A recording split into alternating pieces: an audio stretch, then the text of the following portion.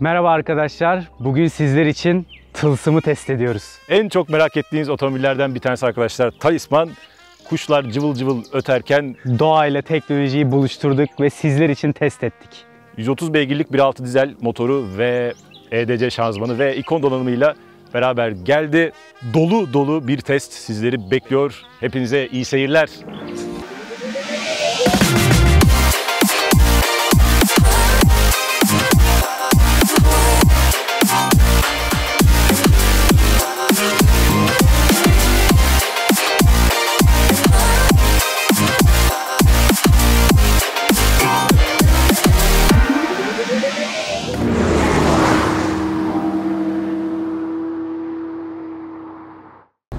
Talisman. Evet, uzun zamandır beklediğimiz, merak ettiğimiz etkileyici bir talismanımız var bugün. Talisman iç mekandan başlayacağız şimdi ama yani normalde ben son birkaç testte durarak anlatıyordum ya. Evet. Bu sefer duracak vaktimiz yok. Bugün yol alacağız arkadaşlar. Bugün yol alacağız. Zaten ben fazla kurcalamayacağım. Kurcalayacağım yerleri Sinan devreye girer. Tehlikeye sokmadan bizi kurcalatır saat Aynen 11'de. öyle. Çok sıkışık program arkadaşlar. Bunu çekip teslim edeceğiz. Aynen çekip teslim edeceğiz ama gözden bir şey kaçmayacaktır diye tahmin ediyorum. İlk kişiye iç mekandan başlıyoruz. Hadi. İç mekan. Nereden başlayacaksın? Ya ben önce iç mekanda şu odunumsu görünümden başlamak istiyorum. Aynen öyle. Bundan 2-3 sene önce Mercedes'in lansmanına gitmiştik Almanya'ya. Ben orada bir E serisinin station wagonunu incelemiştim. Şu kaplamadan vardı onda da. Hatta sana söylemiştim bayıldım diye. Yani bu kaplamanın dokusu ve görünüşü hakikaten içeriye böyle bir zenginlik katmış. Deri kaplama işte derinin dikişi de aynı renkte. aynı renk değil de o da hani kahverengi gibi. Yani şu görünüş hakikaten premium duruyor, güzel duruyor. Evet. Yani oradan başlamak istedim. Aynen. Oradan başlamak lazım. Çünkü o ya bu ara mesela bunu bana deseler ki ben şu anda yüksek bir özgüvenle diyemiyorum ki bu plastik. Ya çünkü dokunduğun zaman da, gördüğün zaman da, baktığın zaman da her türlü hakikaten tahta gibi hissettiriyor. Gibi. Ya gerçek tahta değil tabii arkadaşlar. Hani ama bayağı tahta gibi. Bayağı tahta yani gibi. Çok kaliteli. Dokusu hakikaten çok kaliteli. Ve aynısı mesela burada işte konsolun üzerinde komple gidiyor. İşte dikkat edersen burada da var. Evet, aynen. Burada da devam ediyor. Yani bu kadar ölü bir noktaya gene o ahşap görünümlü plastikimsi. Zaten orası sınır. Orası sınır. Oradan evet. Sonra bak zincirleme isim tamamlaması. Zincirleme malzeme tamamlamasını tamamlayamadım. Tahtamsam hakikaten dokundukça insanın dokunması geliyor. Bu arabanın içerisinde yukarılar deri, dediğin gibi burası deri, buranın deri olması, işte kapı içlerinin deri olması falan. Bunların bir de standart olması çok güzel. Yani ikon donanımında bunlar standart bu gördüğünüz şeyler, şu kaplamalar. Sert ne var? Burası bayağı sert. Burası sert. Zaten aşağısı da arabanın sert. Yani biraz orada kalite düşüyor. Evet. O normal. Beklediğimiz bir şey aslında. Çok da hani torpidonun burada yumuşak olmasını zaten beklemiyoruz. Ama bu otomobilde malzeme kalitesi ve detaylar nerede devam ediyor? Aşağı yukarı eline attığın her eşya gözünün altı sünger. Sünger. Burası sünger. Bu orta gözde. Evet. Çok kullanışlı bir cep var. Kapaklı. Şöyle kapak basıyorsun pısa diye açılıyor. Kapı içleri aynı şekilde sünger. Bunun içini açarsan gene sünger. Evet. Burada işte bir tane kat var. Sünger ve böyle güzel sünger bir çekmece var. Ayrıca suyunu koyabildiğin, gerçi su tam sığmıyor ama kutu kola falan tam sığar. Soğutmalı göz var. Abi o bayağı derin. Şöyle şu derinlikte bir göz var orada. Şöyle. Bu yani burası çok kullanışlı bir göz. Beklediğimiz şeylerden iki tanesi nedir? Far kumandanın altında herhangi bir göz yok. Burada gözlüklük yok ama şu bayağı güzel dediğin gibi o oraya derinliğiyle. sığdırabilirsin. 2 tane bardaklık var. Burada bütün giriş çıkışları buraya saklamışlar. Ne görüyorsun orada? Burada 2 USB, bir SD kart, bir de 12 volt girişi. Ya dolu orası. Sanki ben onu ilk bakışta çakmaklık şey gibi, çakmak küllük ve falan. Küllük gibi şey yapıyor ama güzel bir konumlandırması. Hemen buraya bağlı. Aynen.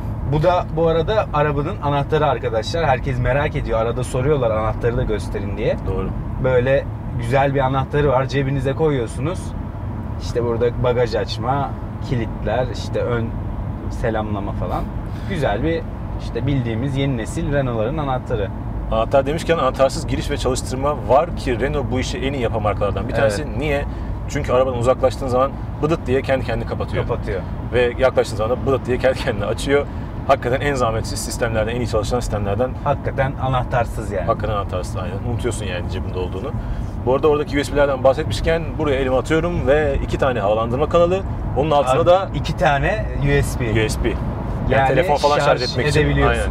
Onu güzel düşünmüşler. Hakikaten işlevsel bir şey koymuşlar oraya. Bir de galiba ortasında bir delik var. O da AUX girişi diye tahmin ediyorum. Başka bir şeye benzetemedim onu. Arkadaşlar bu otomobil gündüz güzel iç mekanı, gece de ayrı güzel. Evet. Yani şu kişiselleştirebildiğiniz ambiyans aydınlatması mor oluyor, mavi oluyor. Böyle kum rengi gibi oluyor. Şurada da var. Böyle otomobilin içi gece kulübü gibi oluyor gece. Yani muhteşem oluyor gece. Ben bayıldım. Arkada bu arada ne var? İşte kol dayama var. İndiriyorsun. Bardaklıklar Aynen oluyor. Öyle. Gözü var. Aynı zamanda bir tane kapak var. Kapağı yalnız bagajdan açabiliyorsun. Evet. Bagajı da elini uzatabiliyorsun. Bagaja ulaşabiliyorsun. Diz mesafesi arkadaşlar iyi. Oldukça iyi. Motor çalıştırdığın zaman koltuk öne doğru kayıyor. Dolayısıyla indiğin zaman da koltuk geriye geliyor. O özelliğe bayıldım ben. Sürücü koltuğu yani bence güzel çalışıyor. Güzel. Kapattığın an geri geliyor. Rahatça iniyorsun. Aynen. Çünkü ben biraz önde ve dik kullandığım için hani o geriye alınca rahatça indim bindim. Evet. Koltuk en geriye geldiği zaman, o sistem işlediği zaman sen gene arkada rahatsın. Rahat. Ama aslında çok daha geniş bir diz mesafesi var. Anladın mı ne demek istediğimi? Dolayısıyla o haliyle yani normalde şu anda arkada baya bacak üstüne atacak kadar diz mesafesi var. Ama arkadaşlar baş mesafesi için aynı şey geçerli değil. 1.85 civarı bir limiti var. Ben şu anda bir parmakla falan arkaya oturuyorum. Sonra başım tavana değiyor. Baş mesafesi uzun boylu için sıkıntı. Tam şeyde böyle tam yaslandığın zaman nizami konumda. Evet. Arka güzel. Yani şu kaplamalar ve şu yukarıdaki çok hafif bir yumuşaklık var. Çok hafif yumuşaklık var. O arka kapılarda da devam ediyor. Arkası da bu otomobilin iyi, güzel makam arabası olarak hani konfor tabii ayrıyeten anlatacağız da kısmen de olsa kullanılabilir. Ekranlara geçmek lazım. 2 tane dijital ekran var. Yani asıl bundan söz etmek lazım. Burada hafif böyle Teslamsı bir ekran var. İlk ana ekran navigasyon ve radyo ama onun haricinde işte klimaya bas, klima. Evet. Derece yani her şeyden bir tuşa bastıkça bir şey çıkıyor.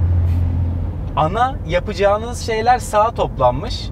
Burada hemen bir tuşla sürüş yardımına eklemişler. Zaten ev simgesine bastığınızda da ev.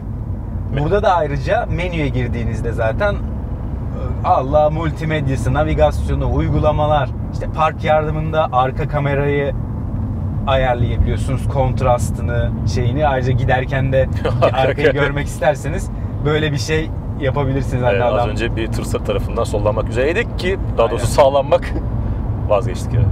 Gaza bastım. Engel algılama, görüş kamerası, park etmek için burada işte dikey, paralel ve açılda güzel bir park sistemi var. Bayağı detaylı bir otomatik park sistemi var. Kendi oluşturduğunuz profilinize göre masaj ayarları var. Onları işte bastığınızda hafızaya alabiliyor. Ona göre işte masaj yapabiliyor. Çok efektif bir masaj değil ama yüzünü güldürüyor insanın. Ya var ama öyle kulunçları böyle kırmaz yani. Ben şöyle şu Passat kardeşi yol verelim. Ama eski Passat. Eski Passat vazgeçtim. Bakıyor. Şimdi Talisman. Ya bu benim rakipti diyor. Ne güzelmiş ya bu araba diyor. Çünkü dışarıdan arkadaşlar insanların tepkisi şimdi tanımıyorlar da pek. Evet. Şimdi ne biliyor? Latitude'i biliyor insanlar. Hani bu segmentte bir Renault'u bilmeyen çok var. Böyle geçen gün hatta çekimdeydik. Böyle Mercedes durdu falan. Açtı kapıyı. Yeğenim aç bakayım kapıyı. Bir içine bakalım falan. Ne bu falan dedi. Abi dedim Talisman. Bu yeni mi bu? Dedim yeni işte. Senin rakip abi. Ya falan yaptı böyle. Ondan sonra baktı falan. Jantlara baktım. Güzel dedi. Yani çok ilgi çekiyor. Çok da merak ediyor insanlar Talisman'ı görünce. Hatta Reyna'nın şeyde falan da Talisman dönüyor. Evet. Böyle önünde. Ya güzel yerlerde görüyorum yani. Çünkü otomobil güzel. Evet. Hakikaten yani. Çok güzel canım. Bu rengiyle kum rengi bu renk. Çok güzel. Çizgiler, hatlar muhteşem duruyor. Hakikaten çok güzel. Bu ekran şimdi daha önce Captur ya da Kadjar ya da başka hatırlamıyorum. Clio'da da benzer bir ekran var. Sadece burada nedir? Daha büyük. Daha büyük olması ile beraber benim mesela beklentim burada farklı bir menü, farklı bir yerleşim. Böyle biraz daha Tesla'msı hakikaten dediğin gibi devrimsel bir şeyler bekliyordum. Öyle bir şey yok. Yani bir Captur ya da işte dediğim gibi Kacao diğer modellerden bir tanesi kullandıysan oradaki yerleşimler, oradaki mantık burada da aynen Orada geçerli. da aynen. Ha nedir? Daha büyük. Daha büyük olduğu için özellikle navigasyona eğer tıklarsan eşek kadar bir navigasyon Şey ekranı. böyle hani pıt pıt böyle tam anne işi. Evet. Böyle Yani büyük. kullanım rahat, onu zaten kişiselleştirebiliyorsun. Evet. Yani sen ana menüye girdiğin zaman işte yukarıda navigasyon mu olsun, aşağıda müzik sistemi mi olsun, yok hava kalitesini sağ üstte mi koymak Aynen. istersin, onları ayarlayabiliyorsun zaten. Ayarlayabiliyorsun. Burada yani bu büyük ekranın ben en büyük avantajını navigasyonda gördüm. Çünkü navigasyonda hakikaten işte bundan kilometreler sonra nereye gideceksen Görebiliyorsun. orayı ve görebiliyorsun. Hani ve hızlı çalışıyor. Güzel çalışıyor. Evet, hızlı çalışıyor. Şöyle bakabiliyorsun. Yani çoğu ben Kullanışlı. aynen otomobilde diyorum ki işte telefonda kullanırım navigasyonu, buradan kullanmam. Bundan navigasyonu buradan kullanırım. Evet. Çünkü hakikaten büyük ve Ben kullandım. aynen. Sana gelirken işte karşıya yani bütün 2 gün 3 gün vakit geçirdik bununla. Kullandım. Kullanılıyor arkadaşlar. Boyutu navigasyon açısından çok güzel. Biri cipsi bunlara basmış, parmak izleri belli oluyor. Böyle sen basmışsın abi, senin parmak izin bunlar. Cipsemem var. Kolesterol var bende. Kolesterol. O zaman ne olacak bir şey? Yani bu otomobil 2000 Evet. küsür kilometrede yepyeni bir araba. Ama zamanla bu malzemenin işte niteliğinden dolayı orada parmak izleri oluşacaktır. Ama şu anda şey görmüyorum ben. İşte bir yıprama falan da görmüyorum. Yok. Şimdi burada demin Multisense dedin. Bu otomobille ilgili en çok merak edilen şey esasında bir for kontrolü merak ederler. Evet. Multisense'i merak ederler. Multisense sürüş profilleri değiştiriyorsunuz. Esasında artık çoğu otomobilde olan bir şey. İşte sportu var, konforu var. İşte, Kadranlar değişiyor. aynen. Renk, Analog gibi oluyor, dijital oluyor. aynen. Yani burada mümkün olan en fazla şeyi içine sıkıştırmaya çalışmışlar. İşte masaj mesela konfora bastığın anda masaj çalışmaya başlıyor ki istersen bunu değiştirebilirsin, çalışmayabilir. Ondan sonra direksiyonun sertliğiydi, gaz emirleriydi falan, bunların hepsi değişiyor. Şimdi burada en kilit nokta nedir? Süspansiyon. Her arabada söylediğimiz en pahalı şey. Şimdi bu arabada şöyle enteresan bir şey var. Elektronik süspansiyon opsiyonu bu otomobilde 1000 liralık bir şey Opsiyon. bu. For Control'de 3000 lira bu arada. Şimdi Multisense'e girdiğin zaman orada süspansiyon satırı var. Evet. Ve personalize ya da her neyse yani kişiselleştirebilir bir mod var. Orada da tamamen kendi kişisel seçimlerini İstediğine göre. atıyorsun. İşte sert direksiyon, Aynen. yumuşak süspansiyon, Yumuşak gibi süspansiyon gibi. İşte başka modellerdeki sport aldığın zaman, konfor aldığın zamanki bütün değişimlerden daha kapsamlı bir değişim geçiriyor araba. Evet. Yani direksiyon hakikaten çok değişiyor, işte gaz emirleri hakikaten çok değişiyor, bütün renkler değişiyor, bilmem ne değişiyor. Hakikaten araba değişiyor. Süspansiyon hariç, dediğim gibi süspansiyonda belirgin bir değişiklik olmuyor. Belirsizlik var diyorsun. Evet. Bir de arkadaşlar koltuk ısıtma, koltuk soğutma da var. Koltuk soğutma ve koltuk ısıtma her zaman denk gelebileceğiniz opsiyonlar değil. Park yardımı var. Buraya bu önemli olan şeyleri yerine sıralanmışlar. İşte koltuk soğutmaya bastığınızda böyle fan sesi gibi fıs diye hemen duyuyorsunuz ve bayağı etkili çalışıyor. Aynen. Benim çok hoşuma gitti. Bazı otomobillerde rakiplerinde bu yok. Hani donanımlarıyla Talisman aslında fiyat performansla biraz öne geçebiliyor. Hani dikkat edin, siz de eğer gider bakarsanız zengin donanım listesi var Talisman'ın. Bu ekranla ilgili bir iki şey daha söylemek lazım. Bir tanesi klima. Klimayı buraya yerleştirmiş olmaları, tamam her ne kadar buradan ben sıcaklığını ayarlayabiliyorum ama mesela ben şu anda fanın hızını arttırmak istiyorsam şurada bir parmaklık bir satır var Evet. ya, o satıra benim Tıklaman gerekiyor. tıklamam lazım. Başka türlü olmuyor. 308'deki muhabbet var yani. O geldiği zaman da şu anda ben mesela bakıyorum, muhtemelen şu. Evet o. Evet. Yani bu İçgüdüsel. bu iki hareketi arka arkaya yapman lazım ve bir fanın hızını arttırmak ya da azaltmak için bu kadar benim uğraşmam lazım. Yani bu benim hoşuma gitmiyor. Klima kontrollerini tamamıyla bence mekanik olarak aşağıda Ama tutmaları işte lazım. konsept olduğu için burası. Bir de Evet. hani bunlar aslında işlevsellikten ziyade burada bir görsellik katmak amacı da hissettim ben. Evet. Yani ona kasmışlar aynen. Ama Çünkü işte o böyle aradaki bir dengeyi... minimalist bir tasarım var burada, böyle Aha. modern, yeni nesle uygun. Ha, çok zor değil, tık tık yapıyorsun. Ama dediğin gibi hani zırt diye alışmışız Evet, şeyde böyle. evet. Yani dırt diye bas. Heh. İkinci zırt nedir? Şimdi ben demin çok güzel müzik çalıyordu teste başlamadan Evet. önce. Bir anda sesi yardırmak istedim. Şurada bir şey yaptım ama yapamadım. Yapamadın. Çünkü bu arabada müzik İsterseniz. sessin aynen. İki yol var. Oradan pıt pıt pıt pıt pıt ya da buradan pıt pıt pıt pıt pıt şu.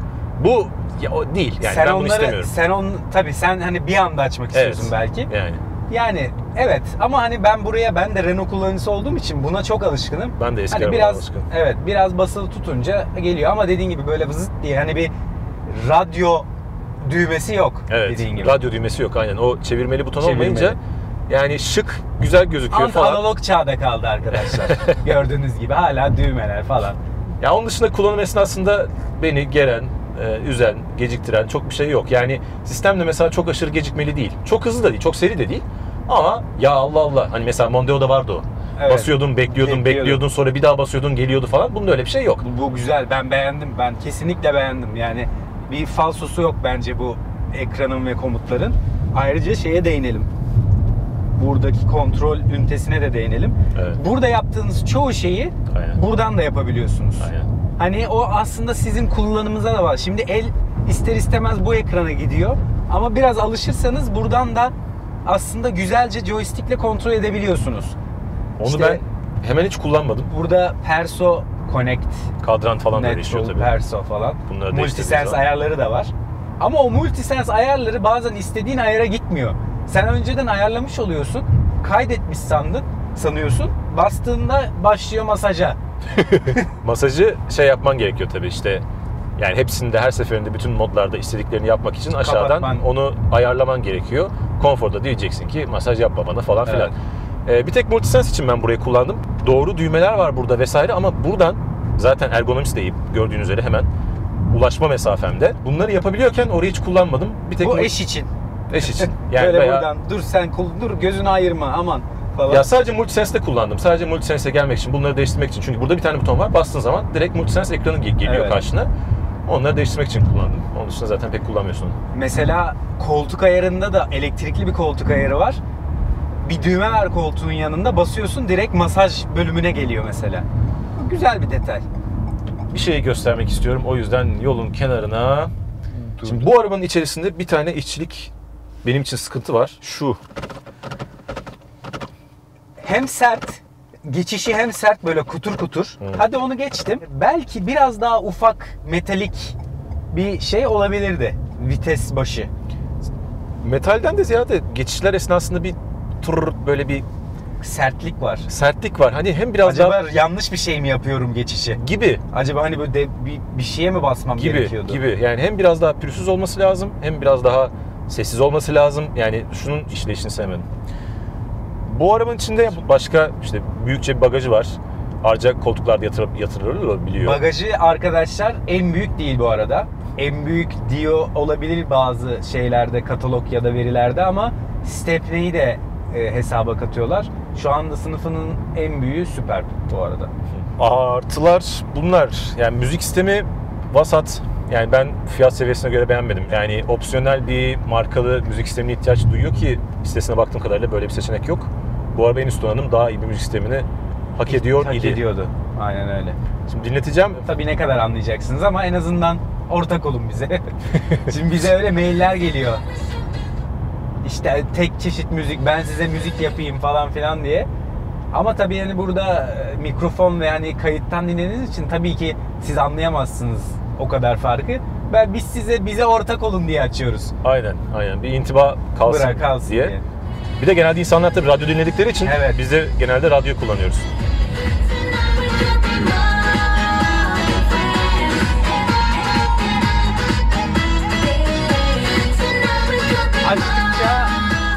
Açtıkça biraz böyle bozulacağını bildiği için Evet. baslar kendi geri çekiyor. Normalde hiç dinlemeyeceğim bir müzikte arkadaşlar, kusura bakmayın. Yani bilmiyorum, en azından. Radyo. Yani daha iyisini dediğim gibi hak ediyordu. Daha kaliteli, daha kuvvetli bir müzik sistemi. Bu otomobilin içinde yeni bir otomobil olmasına rağmen Latitude izleri var. O da şu, trim sesi var bu arabada. Yani çukurlardan falan geçerken böyle sanki şuralardan gibi ya da camlar, ben de bir aldım ama bir otomobilde bir kırılganlık var. Yani bir incelik var. O Latitude'de de vardı. O benim hoşuma gitmiyor. Almanlar mesela daha ziyade genelde işte ne kullanıyoruz? Passat kullanıyoruz, Superb kullanıyoruz. Superb'de o kadar yoktu da daha ziyade Passat'ta Monteo da vardır. Daha katı olması gerekiyor bu otomobilin. Yani daha tok hissettirmesi gerekiyor. Daha parçaların birbirine sıkı sıkıya bağlı olduğunu hissettirmesi gerekiyor. Bu arabada o pek yok. Biraz dediğim gibi ince bir his var. Özellikle bozuk yollardan falan giderken böyle bir bak hemen çıtıt çıtıt falan çıkmaya başlıyor. Onun yanında zaman zaman deri sürtme sesi de geliyor ama bu deri sürtme sesi şeyde geliyor bir şey asıl. değil. İndiğinde koltuk geri gelirken Aynen. Koltuk geri gelirken ben "Vıyoo" diye. Aynen. O Oraya orada bir hemen- geliyor. Ama bozuk yollarda, bayağı bozuk yoldan geçiyorsan gene de koltuk ileri geri gitmese bile o deri sesleri geliyor. O trim sesleri, ufak tefek o çatırtılar, çuturtular, o ince hissiyat hoşuma, dediğim gibi benim gitmiyor. Bu otomobilde o sıkıntı. Hazır 90'la gidiyorken biraz daha gidelim bakalım rüzgar sesi ne kadar çıkıyor bu otomobilde. Şu an arkadaşlar 100'e gidiyorum. Bu arada 100'le giderken 110, 120, 130, 140, biraz yanlardan, kulaklardan hafif. 150, 160 derken hafifçe frene giriyoruz. Ama fork kontrol olduğu için bu otomobil burayı dönüyor. Keskin, güzel. Biraz anlatacağız. Yani size ne kadar geldi bilmiyorum. Sen ne düşünüyorsun rüzgar sesi konusunda? Ya 140-150'de hafif kulaklardan geliyor ama rahatsız edici, ben hele 100 ile 110'la giderken rahatsız edici bir rüzgar sesi yok ama yol gürültüsü biraz alıyor. Evet. Yol gürültüsü var. Yani 19'lardan muhtemelen büyük oranda kaynaklanan bir yol gürültüsü var ama rüzgar sesi kötü değil. Yani çok iyi de değil. Mondeo daha iyiydi. Ama Passat'tan bu sanki biraz daha iyi gibi geldi bana. Evet. Passat çünkü Ben bayağı rahatsız olmadım. 110'da falan alıyordu.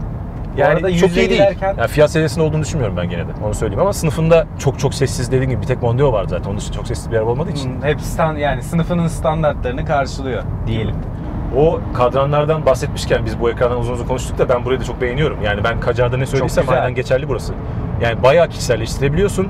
Karakterler güzel ve çözünürlük yeterince yüksek ve gayet okunaklı Evet. ve ben 2016'da hakikaten modern, zamana ayak uydurmuş çok güzel, çok şık bir... Hayaletimsi bir ekran böyle Aynen, güzel. çok şık bir ekran olduğunu düşünüyorum. Cruise kontrolü var. Adaptif değil. Değil. Ama şeyi gösteriyor.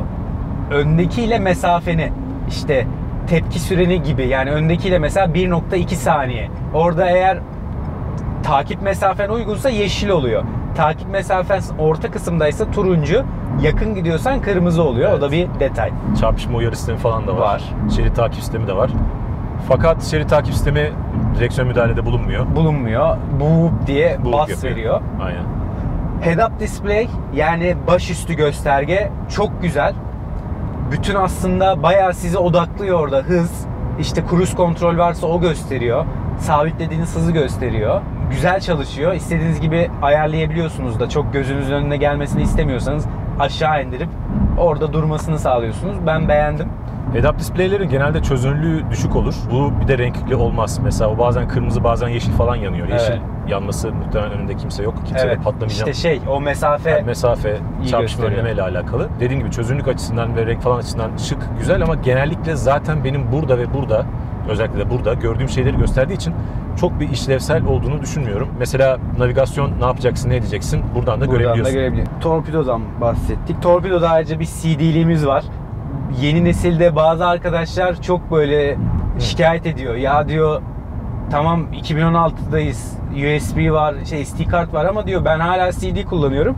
CD'de kullanabiliyorsunuz. Güzel detay. Güzel bir detay. Güzel Çünkü detay. bazı otomobillerde artık gelmiyor. Farlardan bahsetmek lazım. Full LED farları var. Ne diyorsun full LED farlar için? İyi, Bence de güzel. iyi.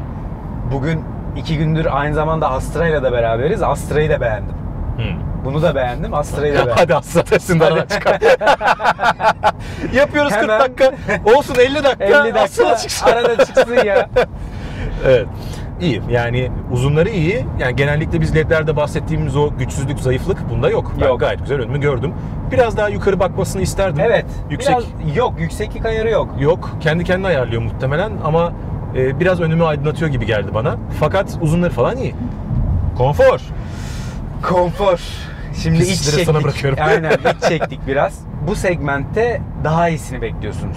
Evet. Özet olarak. Şimdi 19 jantları var. Şimdi motora geçelim. Fazla girmeyelim.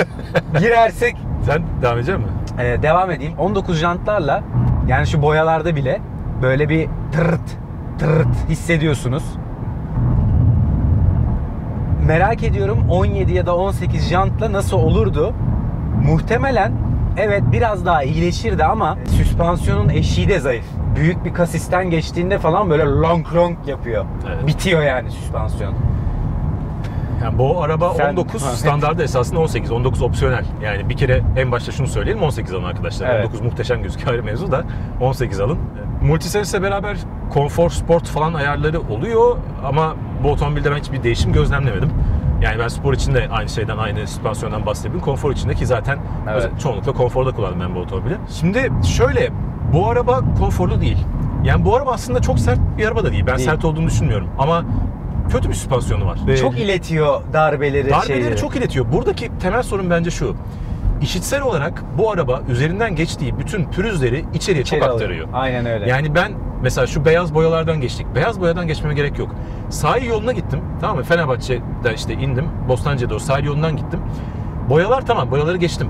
Boyaların haricinde normal şurada tık tık tık diye arka arkaya çok ince şeyler var. Çizgiler var. Hani yama falan yapmışlar muhtemelen. Onlar hop içeride. Onları 1, 2, 3, 4, 5, 6, 7, 8 falan diye onları duyuyorum. Yani onları işitsel olarak çok aktarıyor. His olarak yani bu araba ay aşırı sert, ay beni çok rahatsız etti diye. Langur lungur değil, böyle pat Değil. küt gitmiyorsunuz. Yok, yani öyle- darbe emişi var. Fakat İşitsel olarak dediğin gibi çok içeri şeffaf. alıyor. Darbe emiş konusunda bu otomobil çok şeffaf. Yani üzerinden geçtiği bütün boyaydı, çukurdu, bilmem neydi, süspansiyonların çalışması, lastiklerin çalışması, onların hepsi içeriye çok giriyor. Evet. Dolayısıyla müzik sistemi mesela açıkken bu araba ay çok sert falan demiyorsunuz genellikle. Ha iyi, geçiyor işte diyorsunuz. Ama ne zaman ki şu kadar sessiz, sakin bir Sessizken. ortamda pıt pıt pıt tak tak tak torop. Aynen. Onlar içeriye çok giriyor. Orada biraz latitude havası var. Bir de bu Biraz. iç mekanda bahsettiğim o çatırtılar, hafif trim sesleri, o ince, arabanın genelindeki incelik, Şeffaflık. şeffaflık bir araya gelince hani araba o konfordan, istediğin rafinerikten, izolasyondan ve hani kaliteli, Rafinerikten rafinerik, uzaklaşıyor. kilit kelime o aslında, o hissiyattan uzaklaşıyor. O hoş değil. Onun dışında yani 18'lerle alın. Fakat 19'da tabii şey değildir yani, çok da büyük bir mazeret değildir. Çünkü o arabayı sen o jantla eğer satıyorsan, lastikle satıyorsan, o konforu- konforda tabii süspansiyonu ona göre ayarlamak Çünkü lazım. hep aklıma şey geliyor. Belki çok uç bir örnek. Astra OPC 20 jant vardı. Astra OPC benim aklıma da geldi. Değil mi? Evet. Ne açıdan geldi? Süspansiyon ayarı. Evet. Ben onun da süspansiyonu Hakikaten ayarlayabiliyordum. Sportu, VXR'ı VXR mi? OPC daha doğrusu VX. İngiltere gittim bir anda. Normalde falan değiştirdiğimde ay ya, moda giriyoruz her şey. Aynen. Gündüzle gece kadar fark oluyordu Evet. o arabada. Geldik motora. Motor 1.6 DCI 130 beygir. Sevdiğimiz bir motor. Bunun 160'lığı da var. 160'lık daha iyi giderdi. Daha bir yürütürdü. Ya bununla zayıf değil. Yani istediğiniz böyle bayağı iyi yürüyormuş hissiyatı yok. Ama ben seviyorum bu motoru. Özellikle Megane'da, Megane Coupe'de falan, sonra şeyde kullanmıştık. Gerçi 160'ını kullanmıştık. Güzel motor. Çekişi güzel. Motorun birinci özelliği ve bu otomobilde tabii bu otomobilin bu motor yalıtımıyla da alakası vardır. Kullandığım en sessiz dizellerden Dizellerden biri. Yani bu arabanın iki şey vardır. İkincisine birazdan geleceğim. Birincisi de motor sesi. Motor sesi çok az bu arabada. Yani gerçekten Hiç gırgırını duymuyorsunuz. o açıdan araba çok iyi. Hakikaten. Hatta bastığınızda da duymuyorsunuz. Yok yani. Ya bas mesela, yol boş şimdi. Bak. Bu arada dikkat ettin mi? Evet. Doğru yerleşim. Evet, doğru yerleşim. Dip kas. Çok sessiz. Çok sessiz. Gayet doğal yani.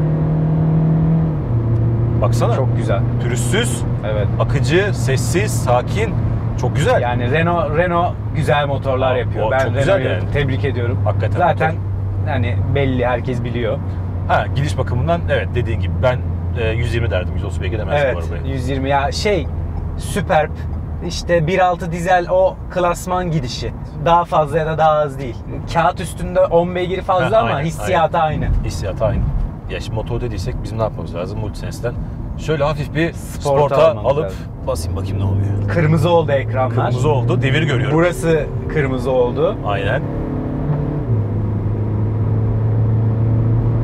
Çok sessiz araba. Çok hızını çok. hissettirmiyor. Hissettirmiyor. Yani bir anda 130'a geldin, şehir içine doğru giriyoruz. Direksiyon falan hemen ağırlaştı. Tabii performans hissi üzerinde o bahsettiğimiz motorun sessizliğini falan da payı var. Belki araba biraz Evet. daha iyi gidiyordur da Evet. hani bize şey gibi hissettiriyor olabilir. Motor demişken tabii ki tüketim. Şu anda testin başından beri 20.7. 7 kilometre bölü litre. Şimdi hesap makinelerinizi çıkartın ve 100'ü 20.6'ya bölün arkadaşlar. Ya yaklaşık olarak 5 litreye 5 litre. gitmişiz. Yaklaşık olarak 5 litreye gitmişiz.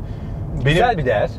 Güzel. Böyle bir otomobil Yani için. çok sakin kullandım. Demin gazladım bir tek. Çok az gazladım. Evet. Benim gözlemim 6,5. Şehir içinde yoğun trafik, İstanbul trafiği, hafif otoban, karışık 6, 6,5. 6,5. Çok böyle trafik, eğer İstanbul hariciyseniz, İstanbul harici bir şehirde yaşıyorsanız şehir içi 6,5'tan da aşağı düşer. 6'dan da aşağı düşebilir. Ama İstanbul'un göbeğinde yaşıyorsan Evet. ve bol bol trafiğe giriyorsan 8'lerde gidiyor bu araba.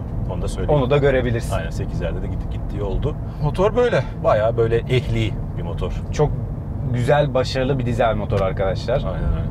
160'lığı daha da güzel. O zaman o biraz daha da performanslı. Yazılım istiyor ama. Bir yazılım, bir çıtır, bir stage 1. Şanzıman. Şanzıman EDC, güzel güzel böyle EDC'yi de yazmışlar vites topuzunun İlk alt defa kısmına. gördüm. Şimdi sen söyleyince gördüm. Evet, yazmışlar EDC diye. Belki otomobilin- o krom falan olabilirdi mesela. Evet. Renault'a buradan söyleyelim. da Güzel daha olabilir. yukarıya koyabilirlerdi. Ya da daha yukarı. Okunmuyor çünkü. Motorun sessizliğiyle beraber bu otomobilin en bence iyi özelliği şanzıman. Şanzıman. Çok iyi. Çok Pürüzsüz. Kafa karışma yok. iyi. Yok. Bütün beklentilerinizi karşılıyor. Gaz tepkileri, emirler. Yani ne kadar hızlanmak istiyorsan hep o kadar hızlanıyor araba. Çok iyi. Ben yani çok iyi arkadaşlar. Basıyorsun, hızlanmaya başlıyor. Basıyorsun hızlanmaya başlıyor. Yani ben bir tek isterdim ki 6 değil de 7 ileri olsun. Çünkü 2000 devirde bu araba yaklaşık 112 kilometre falan yapıyor. Evet. 2000 devirde hani bir 120 falan yapsa güzel olurdu. 7 ileri olsaydı bunu yapabilirdi. 7 ileri olsaydı. Evet. 6 ileri. Onun dışında çok iyi. Çoğu insanın kilit noktası motor şanzımandır. Motor şanzıman da bu otomobilde iyi arkadaşlar. Aynı zamanda demin de söylediğim gibi manuel attığın zaman itince küçülüyor. O da güzel bir Çekince detay. büyüyor. Bizim sevdiğimiz gibi doğru yerleşim. Çekince büyüyor, itince küçülüyor. Ta ta ta diye. Bu Tabii arada o fark kadar ettiniz. değil ama. Şimdi sanırım yol tuşa geçebiliriz. Yol tuşa geçebiliriz. Böyle sessiz sessiz ilerledik. Burası senin yol galiba. Burası benim yol aynen. For Control ile beraber biraz anlatacağız, biraz gazlayacağız arkadaşlar. Şimdi For Control ne yapıyor? Sen bir yandan anlat. For kontrol arkadaşlar, servolar var. Açı veriyor. Yani siz sola çevirdiğinizde o da böyle içe doğru lastik dönüyor sola Ters yöne dönerken, doğru. ters yöne doğru. Önlerin tersine doğru. Ne işe yarıyor? Biraz daha ben kıvraklık kattığını hissettim otomobile. Bu yol, şu anda gittiğimiz yol tam olarak For Control'ün test yolu. Evet. Çünkü ben For Control'ün bu arabada daha ziyade düşük hızlarda daha etkin çalıştığını gördüm. Evet. Ve hani bu yollarda işte en fazla 100'e kadar falan çıkıyorsun. Buralarda daha etkin çalışıyor. Daha üstü süratlere çıktığı zaman zaten arka Böyle hop döndüğünü hissediyorsun. ters yöne doğru ama daha Ters. doğrusu Tabii normal canım. şimdi düşük süratlerde ters yöne, önlerin ters yönüne, yüksek süratlerde aynı yönde dönüyor. Porsche'de falan da öyledir ya, Evet, GT3'te falan evet. da aynı şekilde işlemiyor. Aynen. Böyle düşük hızda manevra yaparken böyle arkanın hırt diye oynadığını hissediyorsun. Değişik bir his. Yani Aynen. ilk defa karşılaşınca Allah Allah enteresan diye. Arkası aslında 3,5 derece falan maksimum. Evet. Hani 1, 2, 3 derece, 3,5 Evet ama o derece büyük falan. bir derece onu gördüğün zaman. Aynen öyle. Dışarıdan içeriye doğru giriyoruz ve harika. Bak buralarda içine sokturtabiliyor Sokturtuyor, arabayı. aynen öyle. Aynen öyle. Yani doğru zamanda arabayı içeriye atarsan sadece önü değil, arkası da içeriye atıyor Evet. kendini. Yani sen önü atıyorsun, o sistem Arkada arkaya takip atıyor. ediyor. Aynen. Bizim o sevdiğimiz hissi kendi yaptırtıyor. Aynen öyle ve bak ne kadar araba huzurlu şu anda. Hani gazlıyoruz, ediyoruz, ses çok az. Darbe yemişi fena değil şu anda. Çok da gerçi kötü yollar değil de. Bak hop arka böyle o oynadığını hissediyorsun. Oynadığını hissediyorsun, aynen öyle. İlginç. Tabii ESP burada tamamen kapansa arkası da güzel gelir. arkası evet. Ben birkaç yerde böyle denedim. Hani For Control nasıl tepki verir tam bilemiyorum ESP tam kapanmadığı için ama güzel olabilir. Bu yol da tam tırmanma yolu ya da rally etabı. Bakalım dönüş çapına ne kadar etki ediyor. Yani bu araba bayağı uzun araba, bayağı büyük araba. Ben burayı tek seferde döndüm. Döndük. Bu mesela normalde bu sınıfta Yalnız ayarlasan dönemezsin Değil mi? yani. Sıfıra sıfır. Hakikaten normal bir otomobille ya bu özellik biraz daha dönüş çapına katkı dönüş çapına sunuyor. katkıda bulunuyor. Aynen öyle. For Control düşük hızlarda daha etkin çalışıyor dedim. Yüksek hızlarda şöyle bir sorun var. Gerçi düşük hızda da eğer çok üzerine çıkarsan arabanın var. Bu otomobilin genel olarak fiziksel tutuş limitleri çok yüksek değil. ESP Kayma beklediğinden eğilimli biraz. Evet, ESP bir de üzerine çok iyi lastikler var. Bir de kocaman lastikler Evet. var. ESP beklediğinden daha erken devreye giriyor. Dolayısıyla For Control'ün yapabildikleriyle otomobilin tutuş limitleri eş düzeyde değil. Yani For Control bana göre biraz daha bu arabanın üzerinde bir sistem. üzerinde. Yani ben güzel çalıştığını düşünüyorum. Yani araba bayağı Kıvrak. Direksiyon Bak, tepkileri. Şu an arka takip ediyor. Arka takip ediyor. Şu an Aynen öyle. ben hissediyorum buradan. Yani içeriye şunu yaptığın anda bak. Şu. Evet. Burada normalde bu otomobil bu kadar uzun dingil mesafesi sahip bir araba bu kadar tak tak tak diye yön değiştirmez. O da nereden kaynaklanıyor? Arka lastiklerin de dönmesinden Yönlenmesi. kaynaklanıyor. Bak. Bak. Aynen. Bak. Gördün mü? Aynen. DSP devreye girmedi. Evet. Demin bizi içeriye sokan şey, o virajı döndüren şey arka tekerleklerin dönmesiydi. Burası sabit hızlı mesela. Bak hep içeriye doğru. Hep içeriye doğru. Yani o arkanın hakikaten dönüyor olması bu arabaya tekrar söylüyorum hakikaten Bir limit arttırmış yani. Aynen çeviklik katmış ama ESP çok sık devreye giriyor. Arabada sıkıntı bu. Yani bu araba bu kadar iyi lastiklere rağmen fiziksel tutuş limitleri yeterince yüksek değil. O nedenle zaten for kontrol işini genelde yapmaya başlayana, hani çıkıp esnemeye başlayana kadar, hünerini göstermeye başlayana kadar zaten ESP devreye giriyor. Devreye giriyor. Böyle bir sıkıntı var. Ama onun üzerinden ona çıkmazsan ne diyeyim 7 falan diyeyim ben sana. Bu tempo. Aynen bu tempo. Bak şu anda dip gaz gitmiyorum mesela. Şu anda insancıl gidiyorum. Hani biliyorum ki dönecek. Daha fazla basabilirim, basmıyorum. Basmadığım böyle- müddetçe aynen. ESP devreye girene kadar çok güzel. Yani girmediğim müddetçe hakikaten çok güzel. Ama daha fazla, daha yukarılara çıkmak istersen frenler fena değil. Frenlere ne diyorsun sen? Dip fren yaptım. Frenler normal yani öyle çok of fena duruyor diyemem. Çok kötü de değil. Normal. Biraz erken şişiyor gibi geldi bana. Bir iki panik frenden sonra. Hani yol tutuş limiti gibi aslında ikisi paralel de zaten birbirine. Evet. Yine çok iyi frenler olduğunu düşünmüyorum. Yani frenler de zaten yol tutuş limitleriyle ikisi birbirine paraleldir. Hani gene hakkının, özellikle lastiklerin hakkının biraz altında kalan bir özelliği geldi gibi geldi bana. Yani Biraz o kontrol daha belki iyi güzel olabilirdi. çalışıyor. O sorun nereden kaynaklanıyor bilemedim. Yani bu kadar iyi lastiklerle bu otomobilde ESP neden bu kadar erken devreye giriyor? Güvenlik eşiğini çok öne aldıkları için olabilir. Ha ESP'nin değil mi? Ya belki biraz daha kaymaya izin verse böyle demeyecektin. Ama şimdi çok güvenlik odaklı olduğu için Olabilir. hani anında belki lastik kaymaya başladığı anda tık diye Aynen. ESP devreye giriyor. Hani belki salsa, bıraksa Evet. uçup kopup kaçmayacak araba. Evet. Bilmiyorsun ki. ESP Evet. kapayamadığın zaman bilmiyorsun. Bilmiyorsun. Yani gerçekten limit ötesinde arabanın ne yapacağını bilmiyorsun. Ama limite kadar, o noktaya kadar, ESP'ye girene kadar arabanın tepkileri güzel. Yani bu sınıftaki hakikaten en keskin arabalardan bir Evet. tanesi bu. Çok keskin. Yüksek süratte de keskin. Ve sonuç. Bu araba üzerindeki bütün opsiyonlarla beraber işte for kontrolü var, işte elektronik amortisörü de ben ekledim, o 1000 liralık bir şey zaten. Onun dışında anahtarsız giriş çalıştırma Var. o bir paketmiş, o opsiyon 4000 liralık da bayağı sağlam bir paketmiş. Onlarla beraber bu araba 140 araç yapılandır dedim ve bu arabanın üzerindeki her şeyi ikon donanıma ekledim. 1.6 130 beygir, biraz uçtu yani 132 falan zannediyordum ben. 140'a çıktı. 138, 140 doğru. 140'a doğru çıktı. Şimdi tehlikeli sular tabii 140 bin lira. Tehlikeli. Rakipler çok güçlü. Rakiplerin iyi olduğu yerler var. Talisman'ın öne çıktığı yerler var. Dizayn olarak Talisman bence çok güzel. Hakikaten oturaklı böyle uzun, Tabii çok güzel. yakışıklı böyle o. Çok yakışıklı. Ama herkesin farklı beklentileri var. 140 bin lira da çok iddialı bir rakam. Diğer işte Passat, Mondeo, Superb var. O sınıfta çok rekabet yoğun. Binin, test edin. Bizim söylediklerimizi de dikkate alın. Siz de inceleyin. Kararınızı verin. Tercih edilir mi? Edilebilir. Ama öncelikleriniz konforsa belki başka markaya da gidebilirsiniz. Ya bu sınıfta şöyle bir şey var. Mesela bu araba 2 sene önce çıksaydı bu araba iyiydi. Evet. 2 sene önce çıksaydı. Yani ortada Passat yokken, ortada Mondeo yokken, Superb yokken. Çünkü bir ara Passat çıkana kadar eski işte 508'ler, Latitude'ler Evet. falan çok kötüydü. Onlardan fersa iyi. Evet. Yani Latitude'den bu araba ileriye doğru atılmış çok net bir adım. Net bir adım. Bir de eski o safranın kalitesini ben biraz buldum. İçinde Bu evet. otomobilde. İçinde güzel bir kalite var. Net bir adım. Latitude'den ileriye ama yeterince büyük bir adım değil. Çünkü ben bu arada hala bozuk yollardan falan geçerken o ince hissi, o kırılganlığı hala hissediyorum. Veya çukurlardan geçerken veya darbe yemiş esnasında. Onu benim hiç hissetmemem lazım. Tamamen Renault'un devrim yapıp Latitude'ü tamamen oturması lazımdı. Hala bir arada kalmış bu araba.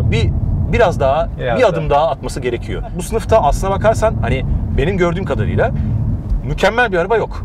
Çünkü hepsinin kusurları var. Evet, şimdi yol tutuş en iyi Passat, tamam mı? Konfor en iyi Mondeo, Superb en iyi orta Harman. En iyi Harman.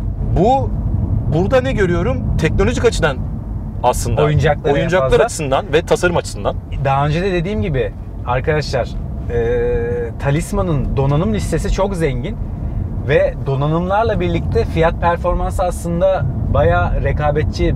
Çünkü bu özellikler bazılarında hiç yok. İşte soğutmalı koltuktu, atıyorum for control gibi şeyler. Bunlar biraz farklılaştırıyor. Arabayı segmente farklılaştırıyor.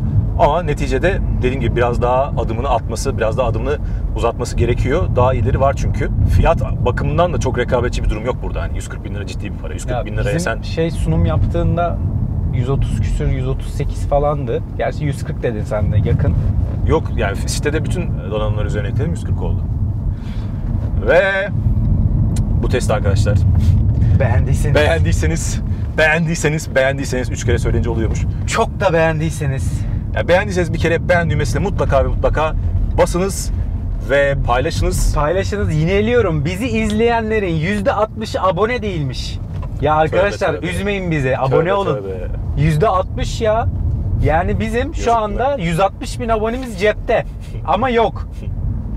Onun için lütfen abone olun arkadaşlar. O videonun hani sağ altında arkadaşlar bir buton var ya, işte o butona tıklayın. Ben tutturamıyorum çünkü ne zaman göstersem ama şuralarda bir yerde olması lazım Sinan'ın. Ona biz hiç koymuyoruz da buton. Hep böyle havada kalıyor. Ha. Ya o sağ aşağıdaki buton, onları anladılar. Şimdi basacaklar ve abone olacaklar. Sırada arkadaşlar canavar gibi testler var. Çok güzel testler var. Evet, beklediğiniz arabalar var. Bu arabayı da zaten görüyorsunuz ya, 2000 küsur kilometre aldık. Bundan sonraki arabaları da hemen ilk alacağız. Çok özgüvenli konuşmayayım ama aslında konuşabilirim. Top Gear Türkiye ile beraber bu konu hakkında da detaylı ayrı bir video çekeriz. Bir kısmınızın haberi var, bir kısmınızın haberi yok. Artık Top Gear Türkiye bizde arkadaşlar. Onun da katkısıyla bu sefer dönemedik. Onun da katkısıyla bundan sonra hemen bütün arabaları ilk biz alacağız ve test edeceğiz. Kurgucu arkadaşlar da sıkı çalışırlarsa ilk videosunu biz koyacağız inşallah. Hoşça kalın. Bay bay. Bay bay.